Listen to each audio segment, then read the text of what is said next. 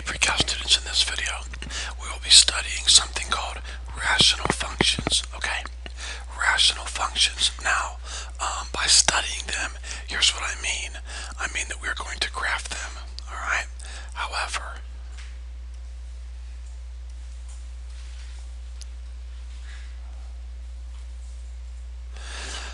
in order to graph them, we must first learn a lot of their characteristics. These characteristics will help us graph these rational functions, okay? So with that in mind, go ahead and write your heading down for today, please. Your heading for today is called Rational Functions, Lesson 2.6, and be sure and include today's date, okay? Rational Functions, Lesson 2.6, and be sure and include today's date. Now, let's start off by defining what a rational function is, okay? I would copy this in your notes if I were you. A rational function is the quotient of two polynomials. It's really that simple, alright? It's simply the quotient of two polynomials. Let me give you an example, okay? Here's an example of a rational function. I would encourage you to copy this in your notes so that you have an example. X plus 2 is a polynomial, and so is x squared plus 3x minus 5. Okay, so we have a polynomial here, and quotient means you're dividing them, so here's your fraction bar right here. So a polynomial function, a rational function is simply the quotient or the division of two polynomials, okay? Now, I do want to show you one thing that is going to be very beneficial to understand that the number 1, or any whole number, can be a polynomial. For example, if I said 5, that's a polynomial, okay? Because it's 5 times x to the 0 power. Because anything to the 0 power is 1, so x to the 0 power is really 1, and 5 times 1 is 5. So when you have 5, you really have a polynomial function, or a polynomial. So understand, if I gave you an expression like this, that would be a rational expression, because you do have a polynomial here, and you do have a polynomial here, okay? So once again, a rational function is the quotient or the division of two polynomials. It's that easy, alright? Let's continue on. Now, like I mentioned earlier, today we are building up to graphing rational functions. In fact, this will be the last thing we do today, is we're going to graph rational functions at the very end of this video today. But before we do that, we must look at some characteristics of the graphs of rational functions, okay? And then we will start graphing them. So here we go. First of all, it is important, students, to be able to find asymptotes of a rational function. Okay, you have to be able to find them. There's 3 types, okay? There's vertical, horizontal, and slant asymptotes. We're going to start off by finding the 2 easiest ones to find are vertical and horizontal, and then we'll move on to vertical a little bit later in this video. So here we go. Below is an example, by the way, of how a rational function can have both vertical and horizontal asymptotes, okay? So here's an example of that right there. Notice you have even though there's no dotted line, the x-intercept is a horizontal asymptote. We have a vertical asymptote right here at -4, and we have a vertical asymptote at 2, okay? And so there's 3 parts to the graph. There's a part over here, a part here, and a part here. Pretty cool, huh? So, there's an example of how a rational expression can have both vertical and horizontal asymptotes, okay? Alright, so let's learn how to find these 3 different types of asymptotes. Let's start off by learning how to find vertical asymptotes first, okay? Vertical asymptotes. So please take some really good notes on this. In order to find, please write this down in your notes, students. In order to find vertical asymptotes, you do one simple thing. Set the denominator equal to 0 and solve. It's that easy, okay? Take the denominator of your rational expression, set it equal to 0 and solve. That's it. Let's practice doing this, alright? Here's 2 problems. You're welcome. Feel free to work ahead. You're welcome to work ahead. But if you choose to do that, please keep one eye up here to make sure that you're doing these correctly, okay? Alright, let's go ahead and find the vertical asymptotes of this function here. So here we go. We take the denominator and we set it equal to 0 and we solve, okay? Now, we're going to have to factor this side over here, okay? Well, we try to factor it. If we can't factor it, then we'll have to find the zeros another way. And by the way, we just spent a whole couple of days learning how to find zeros of polynomial expressions, so y'all should be pretty good at that by now, alright? So, let's go ahead and factor this left side. It's pretty simple factorization. What two numbers when multiplied together give you negative 8, when added together give you positive 2. Well, of course, the two numbers are going to be positive 4 and negative 2. If you multiply those two numbers, you will get a negative 8. If you combine them, you'll get a positive 2. So here we go. Your factorization would be x plus 4 and x minus 2. Alright? So there we go. Now, 4 is the 0 for this parentheses. Negative 4, excuse me. 2 is the 0 for this parentheses. So these are your these are your vertical asymptotes. So I always abbreviate it like this. VA, vertical asymptotes at negative 4 and positive 2. Okay, so there's your vertical asymptotes. Now just to make sure everything is correct, let's quickly grab this thing here and we'll pull it over here. And we'll enlarge it. And this is a graph of the function that we just found the vertical asymptotes for. And look at that. We have vertical asymptotes right at negative 4 and vertical asymptotes right at positive 2. Okay, so there we go. This is how you find vertical asymptotes. You take the denominator and you set it equal to 0. It's really that simple. Alright, let's try this next one here. You can work ahead or you can watch me. Alright, let's find the zeros of this denominator. So we take the denominator, x cubed minus 5x, and we set it equal to 0 and we solve. Now the first thing we do is we pull out what's common. So we pull out x, and we're left with x squared minus 5. If you pull an x out, okay? So having done that, now we look at each group. And we try to figure out the zeros for each group, okay?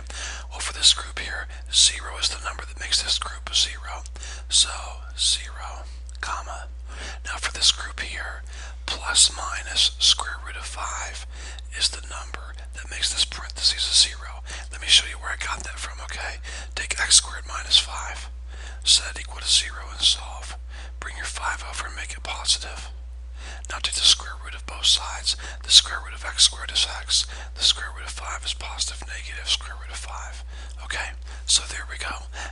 So this problem here has 3 vertical asymptotes. 1, 2, 3. So we're going to find vertical asymptotes. Let me grab my calculator real quick here and type in the square root of 5 should be 2 point something. 2.23, so 2.2. So you're going to have vertical asymptotes at 0, comma, positive 2.2, comma, and negative 2.2. Okay, and if you were to graph this function, let's quickly, I'd like to give you guys a picture of this so you can see what I'm talking about when I say we have these vertical asymptotes. Alright, let me give you a picture of this. Alright, there it is. And notice we have vertical asymptotes. If you look real close, you'll see negative 1, negative 2, then barely past negative 2. That's negative 2.2. There's a vertical asymptote. Then look over here. Here's 1. Here's the little tick mark for 2 right here. And then barely past 2, which is 2.2, is your vertical asymptote. Here's the other vertical asymptote here. 0. Going right through 0. Okay?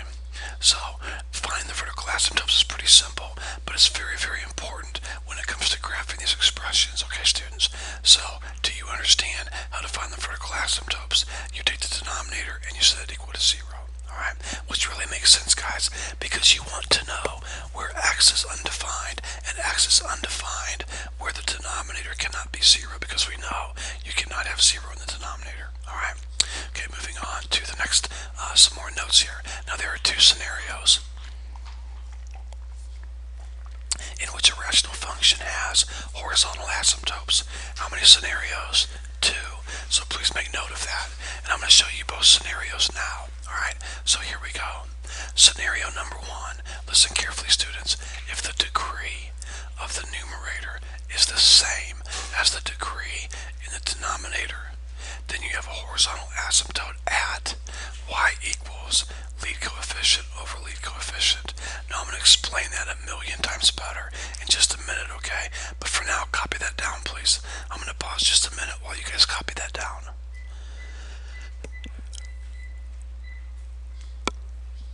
Scenario number one, we have a horizontal asymptote if the degree of the numerator is the same as the degree of the denominator, okay? And when that happens, then we have a horizontal asymptote at y equals lead coefficient over lead coefficient.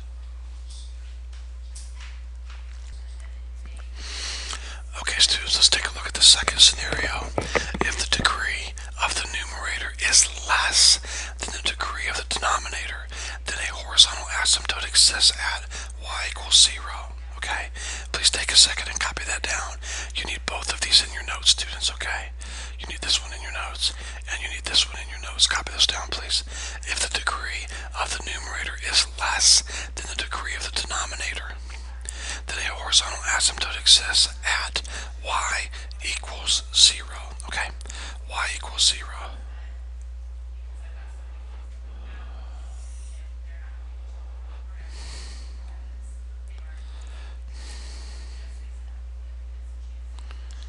Alright, let's continue on now, students. If you're still copying that down, feel free to do that. Keep one eye up here.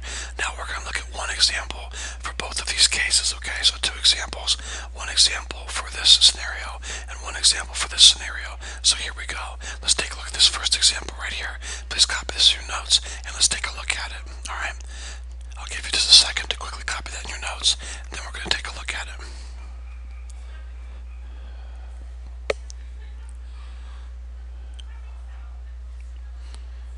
Now, students, quickly, I want to kind of stretch your brain for a second.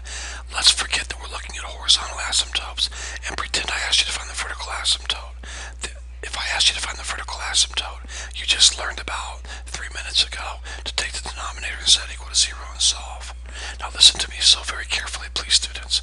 If you cannot factor this, which you can't, and you list out all the possible rational zeros like I've taught you to do, and you test them all using synthetic division, none of them work, can I please give you a suggestion? Type this into your calculator and graph just this.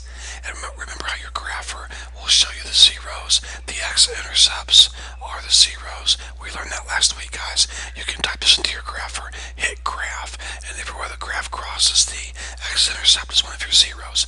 And then you can take those values, and they would be the vertical asymptotes. So you guys should be very good at taking denominators and finding the zeros or the vertical asymptotes, okay?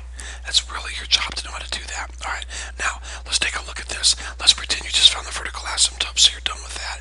Now you move on to the horizontal asymptotes. Well, you know that you're only going to have a horizontal asymptote if one of these two scenarios exist, okay? We'll look at scenario number one. If the degree of the numerator is the same as the degree of the denominator, well, the degree of the numerator is 4, and the degree of the denominator is 4. Okay, so you do have a horizontal asymptote, and it's at lead coefficient over lead coefficient, where your lead coefficient is -7 and your lead coefficient is 11. So you would have, write this down please, you would have a horizontal asymptote at -7/11. Now in decimal form, that's going to be 0.636363 repeating, so 0.64. Alright, to get a picture of this, and I think I've got a picture of this. By the way, I'm going to go ahead and erase this. Has everybody got this down? I'm going to slide this out of the way. Everybody see it? If your degree in the numerator is the same as your degree in the denominator, then you have a horizontal asymptote at lead coefficient over lead coefficient. Okay, pretty simple to figure. Alright, let's take a look at this graph and see if we can get a look at the horizontal asymptote. And it's hard to see. I've done it here in my grapher. Okay, so it's definitely hard to see. That's unfortunate, but you can kind of see the graph kind of goes like this, and it shoots down like this. Okay, and then it shoots down, That's just about right, guys. I told you you have a horizontal asymptote at negative 0.62. And so imagine a dotted line right there at negative 0.62. There it is, okay? Now this line here you're seeing should be, as far as I know, the vertical asymptote. There are a couple vertical asymptotes on this. We're not going to worry about finding those now, okay? But my point is, the horizontal asymptote, when the degree in the numerator matches the degree in the denominator, then it's lead coefficient over lead coefficient. Okay? Alright, let's continue on. Now the next problem we're going to look at is going to be a problem that covers the second scenario, okay? And here it is. Anytime that you have the degree of the numerator is less than the degree of the denominator, then you have a horizontal asymptote at 0. Now the reason it says y equals 0, or y equals lead coefficient over lead coefficient, is remember all horizontal asymptotes are going to be y equals, because all horizontal lines are like y equals 3, that's a horizontal line, or y equals negative 2, that's a horizontal line, or if I had x equals 3, that's a vertical line going through 3. So don't be surprised when you see vertical asymptotes being denoted by x equals a number, and horizontal asymptotes will be denoted by y equals a number. That's pretty standard mathematics, okay? I don't use that very often, but it's pretty standard. Alright, so we have the degree in the numerator is 1. We have the degree in the denominator is 3. Okay, so obviously the degree in the numerator is less than the degree of the denominator. So we do have a horizontal asymptote, and it's at y equals 0. Okay, so that means I'm going to have a horizontal asymptote at 0.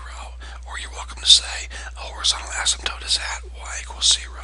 Either way, you're going to have your coordinate plane like this, and then right across the x-axis, right on top of the x-axis, is your horizontal asymptote at 0. Okay? Alright, let's take a look at this. And guys, this should be pretty easy.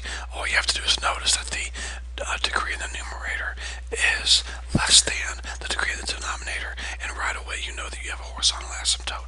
And there it is. Now again, my graph, of course, like any grapher, is not perfect, and it kind of goes up like this, and then bottoms out here, and it keeps going on and on, getting closer and closer to 0, okay?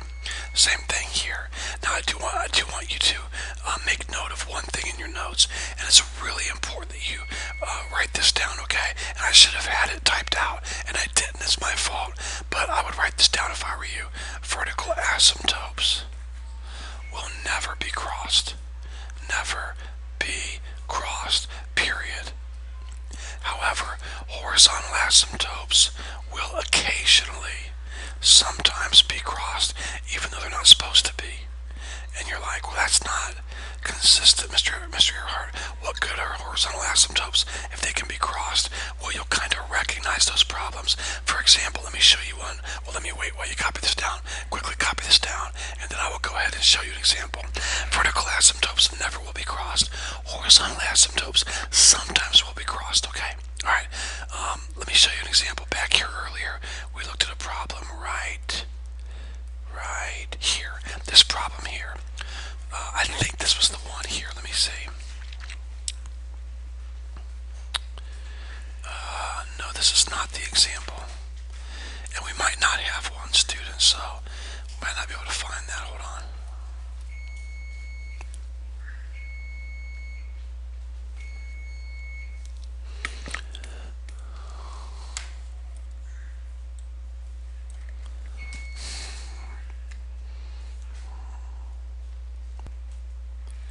Okay, students, I paused the video so I could look for this example without wasting your time, and I found it back here in your notes. We found the vertical asymptotes of this problem right here. Now, if you'll notice, the degree in the numerator is less than the degree in the denominator, so we should have a horizontal asymptote at 0. Now, I showed this to you earlier in your notes. Here it is, okay? Right there it is. Now, look at this. Here's your horizontal asymptote right here at 0. Okay? Now notice this line here obeys the horizontal asymptote. This part of the graph here obeys the horizontal asymptote. And this graph here obeys the horizontal asymptote. In other words, it's not crossing the horizontal asymptote. But notice this little rebellious part of the graph here. I'm just kidding, of course, but this little part of the graph here crosses the horizontal asymptote. So occasionally one piece of the graph might cross the horizontal asymptote, okay? However, it's rare, and when it happens, it'll be a situation like this, and you can see how helpful the horizontal asymptote still was. It was very helpful. It gave us a boundary for this part of the graph, a boundary for this part, and a boundary for this part, okay? So once again, I would make note of this. Vertical asymptotes will never be crossed. However, horizontal asymptotes sometimes will be, alright? Now let's continue on. Let's take a look at slant or oblique asymptotes. Slant or oblique asymptotes, alright? Now, a slant asymptote exists when the degree of the numerator is exactly 1 degree higher than the degree of the denominator, okay? So make note of that in your notes. Please write that down. A slant asymptote or a oblique asymptote, both those terms are used. It depends which textbook you're using, okay? But a slant or oblique asymptote exists, and I will show you what one of those is in just a second, when the numerator is exactly 1 degree higher than the denominator. So if your denominator has a degree of 3, then your numerator must have a degree of 4. Okay, in order for there to be a slant asymptote, the numerator must be exactly 1 degree higher than the denominator. Now, when this happens, you use long division to divide out the fraction or the rational expression, and the quotient will be the linear equation of the slant asymptote. Okay, so with that in mind, here we go. This one's a little tougher than the other ones. All right, let me give you an example. Please take some really good notes on this. All right, first of all, why don't we go through the whole process just to practice really, really slowly, okay? First of all, on your own, and this will literally take you 2 seconds, but on your own, go ahead and find the vertical and horizontal asymptotes, okay? Go ahead and find those very quickly. I'll pause just a second while you do that. It's not too difficult to do. Go ahead and find your vertical and horizontal asymptotes. And I'm not sure why it's doing that, guys, but it might be time for a new mimeopad. This thing's been doing all kinds of crazy stuff lately, so and maybe I need some new batteries. Alright, I'm going to go and put the vertical asymptote up here, the vertical asymptote. Hopefully you can do it in your head. If you take x minus 2, set equal to 0 and solve, you have a vertical asymptote at positive 2. Or if you wrote it like this, your vertical asymptote equals x equals 2. That's fine also, because x equals 2 is a vertical line. It's totally fine. Now, your horizontal asymptote would be nothing but none, and you should have got that right, because remember I just taught you there's only 2 scenarios where you have horizontal asymptotes: when the degrees are the same and they're not, or when the degree in the numerator is smaller than the denominator, which is not. So we have no horizontal asymptote. Now, with that taken care of and clarified, now let's go ahead and find the slant asymptote. Notice your degree up top is a 2, and the degree in the denominator is 1. So we have the degree in the numerator is exactly 1 more than the denominator. So in order for us to find the slant asymptote, we are going to divide this thing out. Alright, so here we go. This is how you find the slant asymptote, students. Please take some really good notes. I'm going to go pretty fast on this, so right quickly we should know how to do this. And now you're seeing how math builds, okay? If you're absent or just feel lazy one day and don't really learn the math, then later on it affects you, because we use the previously learned math a lot in this class. So going very quickly, here we go. Divide x into 2x squared, and you would get 2x. 2x times x is 2x squared. 2x times negative 2 is negative 4x. Change the signs and add. These cancel, and you're left with 1x. Bring down your negative 1, okay? X goes into x 1 time. 1 times x is x. 1 times negative 2 is negative 2. Change the signs and add. These cancel, and you're left with 1. So your remainder is 1 over x minus 2. Now, please watch carefully what to do. You do not worry about the remainder, all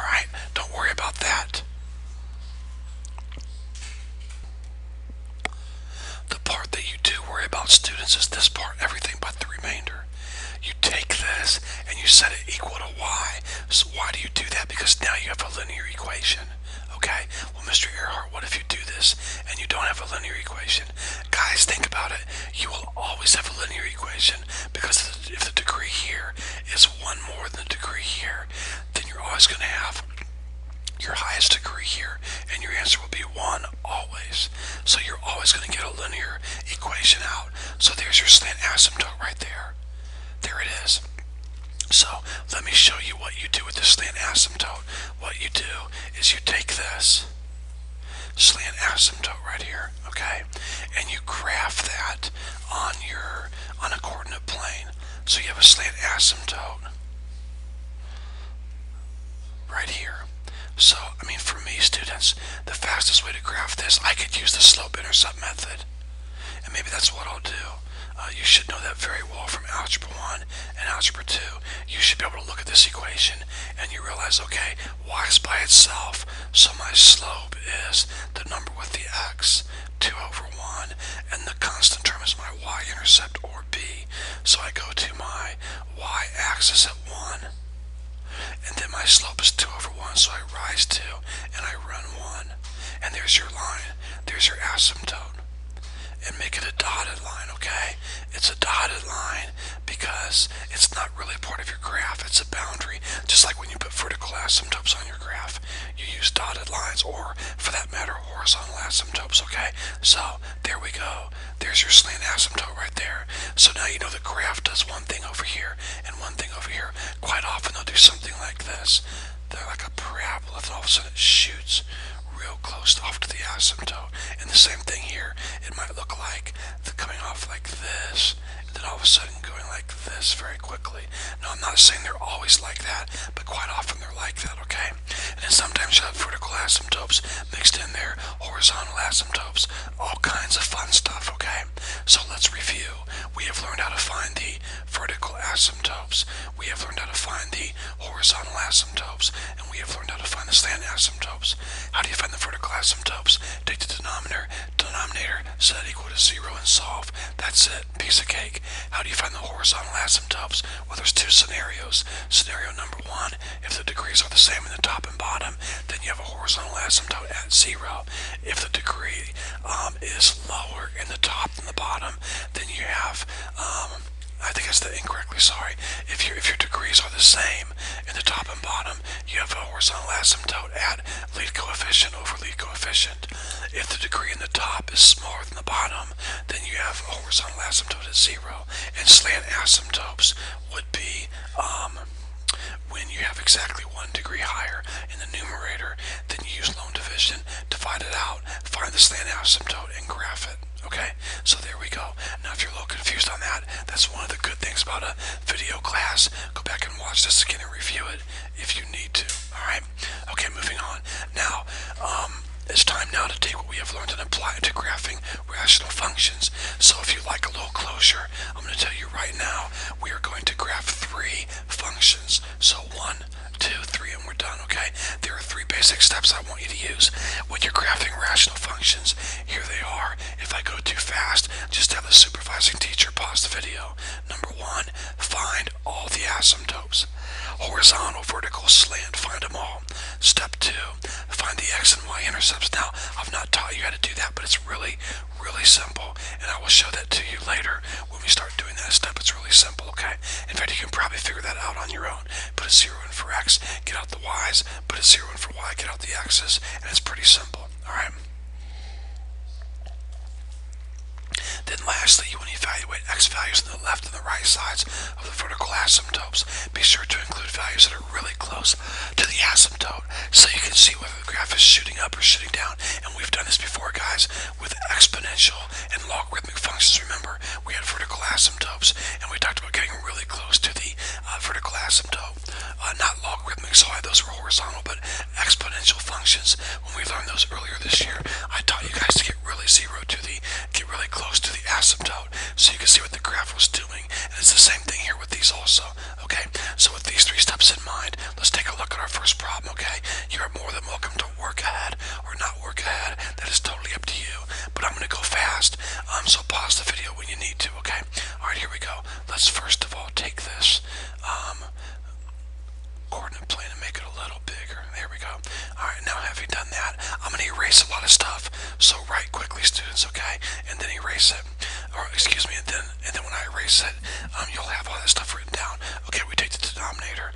to set equal to 0, and we're going to solve. Okay, so let's see what happens. I'm going to try to factor this. So 3 times negative 6 is negative 18. What two numbers multiply together give me negative 18? When added together, positive 7. That should be these two numbers here. If you multiply these two numbers here, and if you add them, you'll get negative 18 and positive 7. So there's our two numbers, okay? So what we do is we bring down our first term, and right in the middle we're going to put 9x, negative 2x, and then bring down my negative 6. Pull out what's common in the first two. We should know how to do this, so I'm going to go pretty fast. X plus 3. Pull out what's common here. It's going to be a negative 2, because our term is negative here. X plus 3. Let's check everything. 3x times x, 3x times 3. Negative 2 times x, negative 2 times 3. Everything checks. So you write your matching parentheses once, and your other parentheses is 3x minus 2. Alright, now negative 3 makes this parentheses 0, and positive 2/3 makes this parentheses 0. So we just found our vertical asymptotes. I'm going to erase this right here, and then go ahead and write that right over here.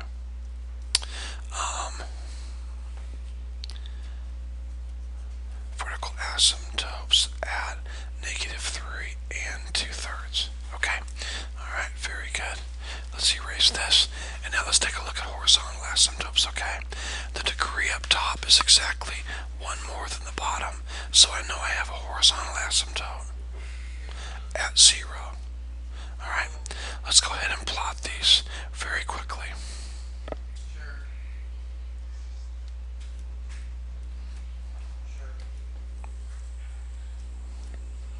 There's my horizontal asymptote.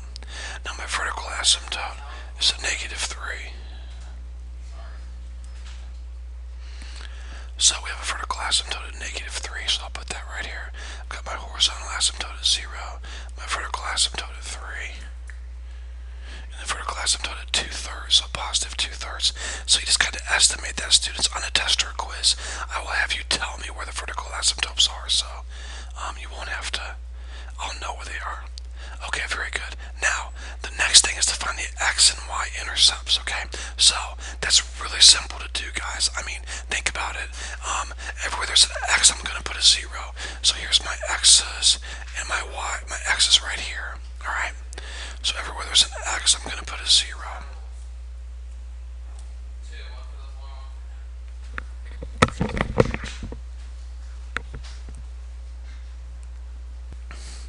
Okay, students, I had to pause the video for a second, but if ever there's an x, you put a 0. You can do this in your head. It's really pretty simple. You end up with, well, 0 plus 3 is 3. 0 times 3 plus 7 times 0, you end up with negative 6. So you get negative 1/2. So really, putting zeros here, here, and here, I really mean this. You can do that in your head pretty quickly, and you got negative 1/2. So you know for sure you're going to have an x. Let me get a different color of ink here. You're going to have an x-intercept, or excuse me, a y-intercept at negative 1/2. So there's your y-intercept right there, negative 1/2. Now, to find the x-intercepts, you put 0 in for y, okay? And of course, that looks a little difficult at first, to be honest with you, but it's really, really, really simple. I mean, if you put a 0 right here, my pen's not working very good on this left side of the screen over here, but if you put a 0 in for right here, let me show you what happens. You have 0 equals this entire fraction, okay? This is so easy to do. You talk about doing the one thing in your head, you could do this in your head also. It's really simple. Because you have 0 over here, what you can basically do is put 0 over 1 and cross multiply. Now don't do that. Don't do that. Just listen. You're basically putting 0 over 1 and cross multiplying. So this times this is 0. So you get 0. And this times this is 2x equals 3. Or yeah, 2x plus 3. So what I'm trying to show you is this. If you want a nice, easy shortcut when it comes to finding the x-intercepts, here's the short, easy shortcut. Please write this down in your notes. When you want to find the x-intercept, just take the numerator and set it equal to 0. It's that easy. Okay, and solve. Let me say that again. If you want to find the x-intercepts, alright, just take the numerator, set it equal to 0, and solve. It's that easy. So you end end up with -1.5, or 3/2. So there's the x-intercept, -1.5. Alright, so -1.5. Now that helps a little bit, okay? In fact, look what that shows you guys. It shows you that in this graph here, remember how you have a horizontal asymptote here? Well, if you've got a place right here where the graph's going to cross it, you're seeing right now, you're probably going to have a graph right in here that crosses the horizontal asymptote. That's why it's so important to find these intercepts, okay? Alright, let's go ahead and graph this thing. So let's review. Step 1, find all of your asymptotes. Step 2, find the x and y intercepts. Now the next time we do the problem, we'll go a lot faster, okay? This really does not take that much time.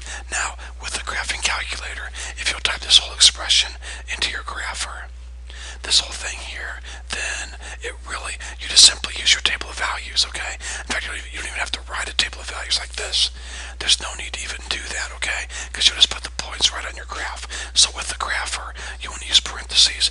Go ahead and hit y equals. And then for the graph, you're going to type in parentheses 2x plus 3, and then close the parentheses. So I'm doing that right now with my grapher. 2x plus 3, close the parentheses, then hit divide, and divide will pop up. And then put parentheses again, and then type in 3x squared. 3x squared plus 7x minus 6. And then close your parentheses. So it'll look like this. Parentheses, I'm a little sloppy here, 3x squared plus 7x minus 6. Close your parentheses, okay? Then hit graph. And you'll see a little bit of the picture of the graph. Although, to be honest with you, unless you really get the window just right, sometimes the graph can be more confusing than helpful. But you know what? We don't care about the graph. We care about the table of values, okay? So go ahead and hit second table. Now, here's your first vertical asymptote right here. So let's go to the left. 4, 5, let's go to -6 and see what the graph's doing. See, students, your vertical asymptotes really tell you what to do with this graph, okay? It tells you what points to plot. So if we have a vertical asymptote at -3, let's go 3 to the left, and then we're going to work our way to the right across this graph, okay? So let me go to my table of values. My grapher says that -6 gives me out -0.15. So -6 is -0.15, real close. -5 is -0.2. And -4 is -0.3. Now, you can see what it's doing. It's getting closer and closer to the horizontal asymptote, okay? Just like that, like we thought it would.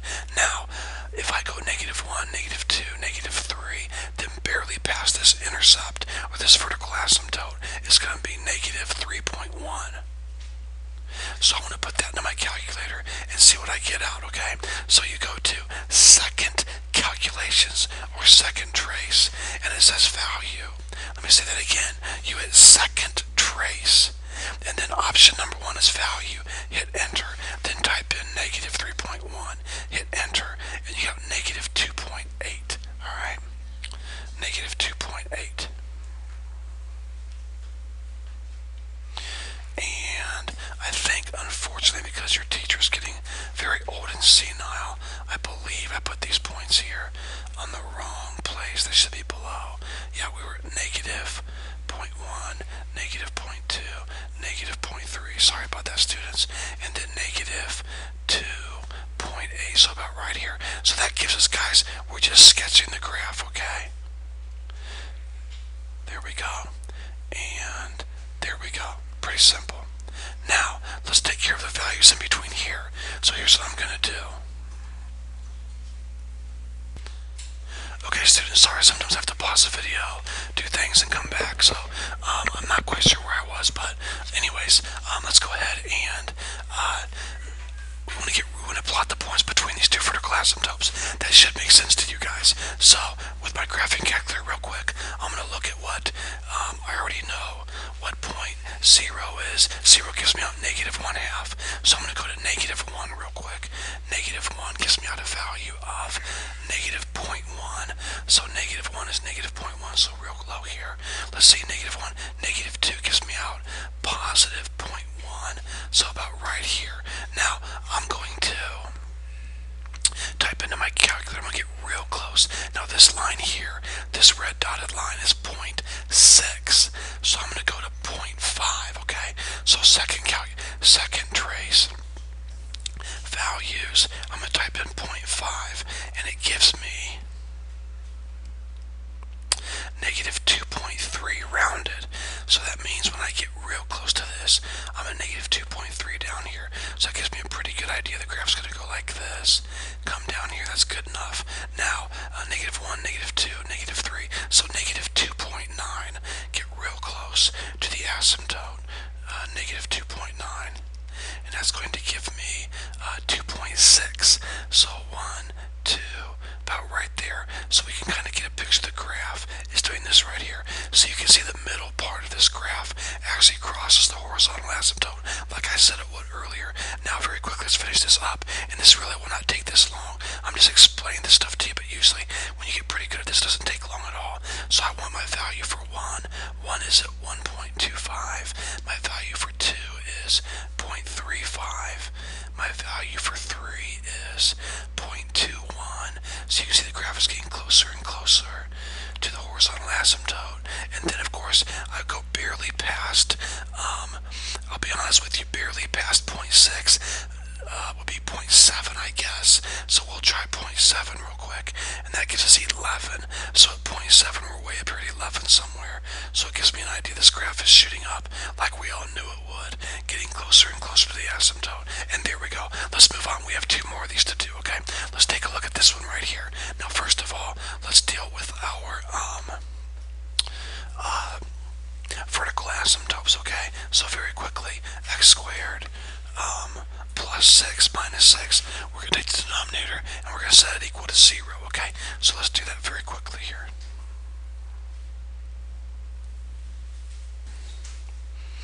So let's take our denominator, students. X squared plus x minus 6 equals 0. And if we factor this, we're going to get x plus 3, x minus 2, because 3 and negative 2 is negative 6. And when you combine them, positive 1, negative 3 makes this parentheses 0, and positive 2 is the number for this parentheses. So I have vertical asymptotes at negative 3 and 2. Now, next, let's check out our horizontal asymptotes, okay? Well, we have a degree of 2 and a degree of 2, so the degrees are the same. That means I'll have a horizontal asymptote at lead coefficient, which is 1, over lead coefficient, which is 1. So I have a horizontal asymptote at 1 over 1, or just 1. No slant asymptotes, okay? Remember, slant asymptotes only exist when the degree in the numerator is exactly 1 higher than the degree in the denominator. Alright? So, alright, with that in mind, let's continue on. Now, very quickly, let's find the y-intercept, okay? So you could do this in your head, students. It's so simple. Watch this. The y-intercept would be, everywhere there's an x, put a 0, and you'll get negative 1 over negative 6. Well, a negative over a negative is positive, so positive 1, 6. Watch how fast I can find the x-intercepts. Remember, you take the numerator and set it equal to 0 and solve. Bring the 1 over and make it positive. Take the square root of both sides. Plus minus 1. So the x-intercepts are plus minus 1. Guys, that's so simple. And now we're ready to graph it just like that. Alright, so let me very quickly grab this. Grab this. Slide this stuff. If I can get this right here, be patient with your old teacher. There we go. Grab this and slide all of this over here. Let's enlarge this really big. And now, let's go ahead and grab our graphers real quick. And let's type in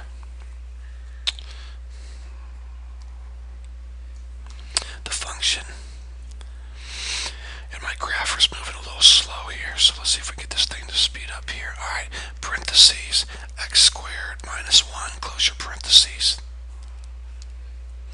Then divided by, and then parentheses again, x squared minus x, or plus x, excuse me, plus x minus 6. Alright, and we're going to hit graph.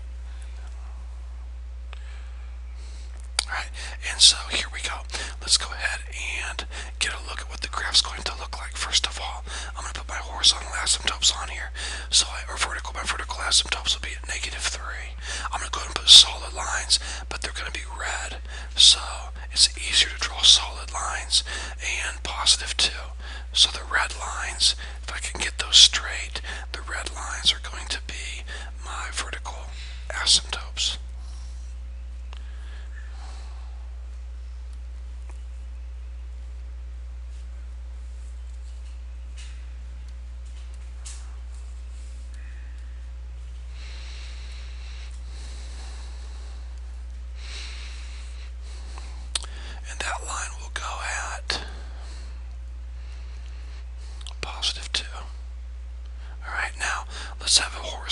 asymptote at 1. Alright, so there we go. And we're going to put that at positive 1. That's my horizontal asymptote, okay? Now let's use, I guess we'll use black for the graph. So I have y-intercept of 1/6. So I know the graph's going to go through the y-axis right there at 1/6. And the x-intercept will be positive 1 and negative 1. So there's a little bit of a help, okay? Well, here we go, students. Very quickly go to your tables. I'm going to plot points starting with 4, 5, and 6, negative. So negative 6 is 1.5. So negative 6 is 1.5. Negative 5 is 1.7. Negative 4 is 2.5. Right there. So more than likely, the graph, students, is going to go like this and get closer and closer to this asymptote and closer to this one. Now I'm going to go ahead and plot a point real close to negative 3. I'm going to very quickly type in negative 3.1, and I'm going to get 16.9. So yeah, it shoots up really high. Okay, now let's plot the points in between these two vertical asymptotes. So let's start with negative 2. Negative 2 is going to be negative 0.75, so about right here. And then we know negative 1 is at 0. And then we know this point here. And then here's 1. We know 1 is right here. So really the only thing left to do is to type in real close is going to be negative 2.9. So negative 2.9 gives me out negative 15. So negative 2.9 is way down here at negative 15. So the graph's looking like it's going to go like this, kind of like a parabola. And then let's see what it does at 1.9. So second calculate value 1.9 gives me a negative 5, okay? So you can see it's still going to go down just like this. They're not perfect, but they're pretty good sketches, okay? And then over here we're going to go to the right of this vertical asymptote. Once again, I hope you're seeing, students, how the vertical asymptotes tell us how we're going to graph these things, okay? They tell us what points to put in to our table of values. Okay, going to my table, I'm going to start off with 3, okay? The number 3 and positive 3 gives me out 1.3. So when I'm at 3, I'm at 1.3. When I'm at 4, I'm going to be at 1.0. And when I'm at 5, I'm going to be at 1 right here. Alright, so it looks like we might have another crossing of the horizontal asymptote, okay? Or like we're coming right down and touching it and then going back up again, because at 6 it's 0.97, then 0.96, yeah, so it gets smaller and smaller. Now, let's go barely past 2. We'll go to 2.1, and we're going to get out 6.7, so it's way up here somewhere. So there we go. So we get a pretty good look at the function. I have a problem with 1, 2, 3, 4, 5. Putting 5 in and getting out 1. I'm really wondering if you really get out exactly 1 when you put 5 in like this. See, I think I should get closer and closer, but the calculator saying it hits here and then goes back up again, okay? So let's quickly put 5 in over here and see what happens. 5 times 5 is 25, minus 1 is 24. And 5 times 5 is 25. Plus 5 is 30. Minus 6 is 24. Yep, 24 over 24 is 1. So actually, the graph hits the horizontal asymptote here and then bounces back up again. Alright, so there we go, guys. That's the second function. One more to do and we're finally done, okay? Hopefully you're getting these okay. Find the asymptotes first, then the x and y intercepts, and then plot points. Not too difficult, okay? Alright, here we go. Okay, students, here we go. Last problem. We're finally done, so here we go. Alright, let's first of all find the vertical asymptotes. You can do that in your head. If you take the denominator and set it equal to 0, you will get vertical asymptotes. Well, one of them out of 5. Now your horizontal asymptotes would be none. Okay? None. Now you do have a slant asymptote. Your degree here is exactly 1 higher than the degree in the denominator, okay? So we are going to do long division to find the slant asymptote. So here it is, okay? Alright, x goes to x squared, x times.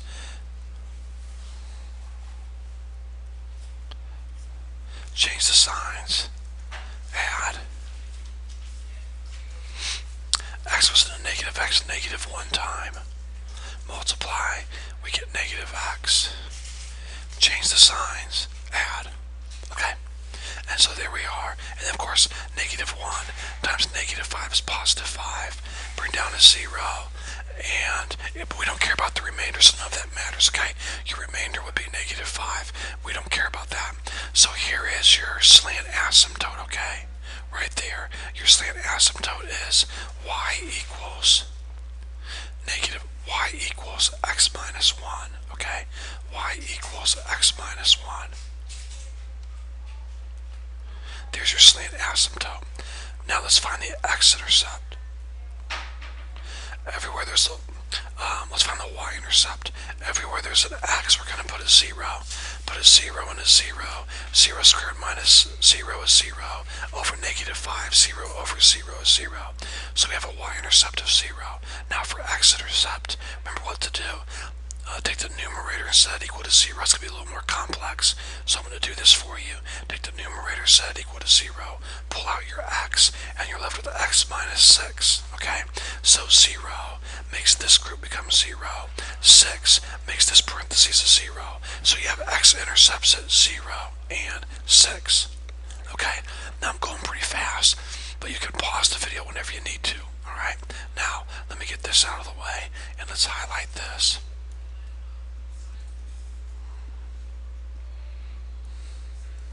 Let's pull all of that over there. And then make this pretty big. Alright, now let's go ahead and put our vertical asymptotes on. We have 1 at 5, so 1, 2, 3, 4, 5. So here's my vertical asymptote.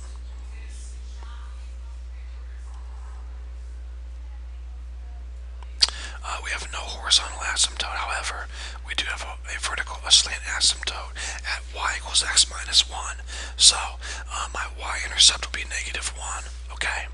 And my slope is 1 over 1, so I'm going to rise 1 and run 1. So my slant asymptote is going to consistently go up 1 over 1, up 1 over 1, over and over, okay? Do the same thing down here.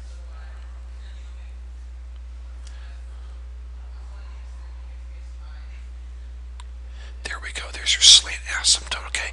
Now, on your papers, on tests and quizzes, I would really like your asymptotes to be dotted lines, but here I've got different colors.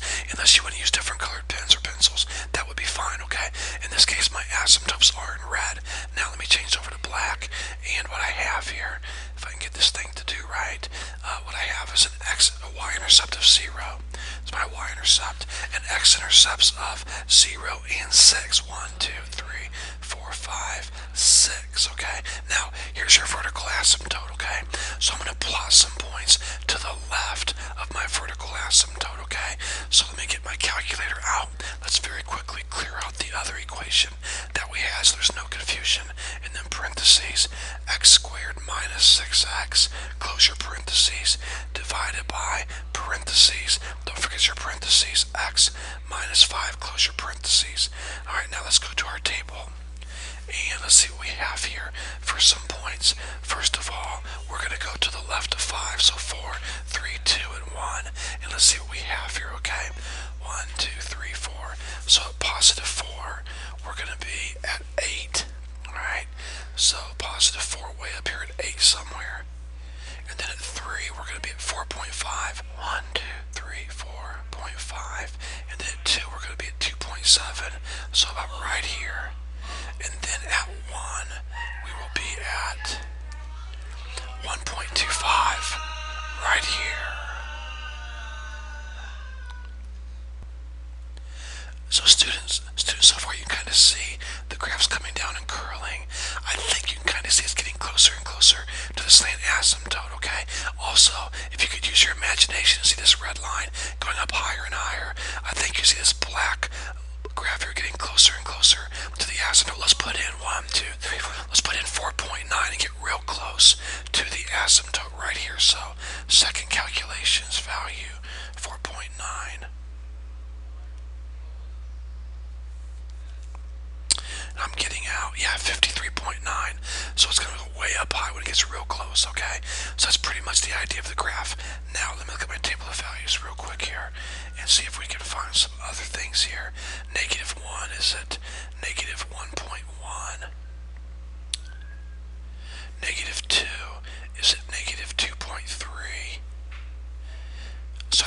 see it's getting closer and closer. Negative 3 is negative 3.3. And so it's not a linear, it's not a line, guys, but gradually and slowly it's getting closer and closer to the slant asymptote. Now remember, students, you don't plot points based on the slant asymptote, okay? You plot points based on the vertical asymptote, okay? So I went to the left of this. Now I'm going to go to the right. Even though I don't have a lot of room here, I'm still going to quickly go ahead and put in, let's see here, 1, 2, 3, 4, 5. So I'll put in 6, and for 6 I'm getting out 0. So I know that already. 7 is going to be 3.5. 8 is going to be 5.3. So about right here. And then 9 will be 6.75. So I go over 1. It would be about right here. So I think you can see how the graph is going like this. And on your paper it should be bending closer and closer to the slant asymptote. Now if I put in 5.1, my y value would be negative 45. So you can see it's way down here at when I get closer to the asymptote, okay? Now, students, please listen to me. One problem that students struggle with is crossing the slant asymptote, and that's because they don't graph their slant asymptote perfectly, and that's why I like to use rise over run. I went up 1, over 1, up 1. I didn't put a point here. Let me show you. When I graphed my slant asymptote, I didn't plot a point here, plot a point here, and then try to connect 2 points. Okay? I mean, that's okay to do, but to be honest with you, I would much rather use slope intercept than be really, really accurate with my slant asymptotes, because these graphs are going to get real close to it, and if you don't get your slant asymptote just right, then it's going to look like your graph has crossed the slant asymptote, and it could cause you some confusion. Okay? Alright, that's it, guys. I hope this video has been a help to you. If you have any questions, never hesitate to call or email.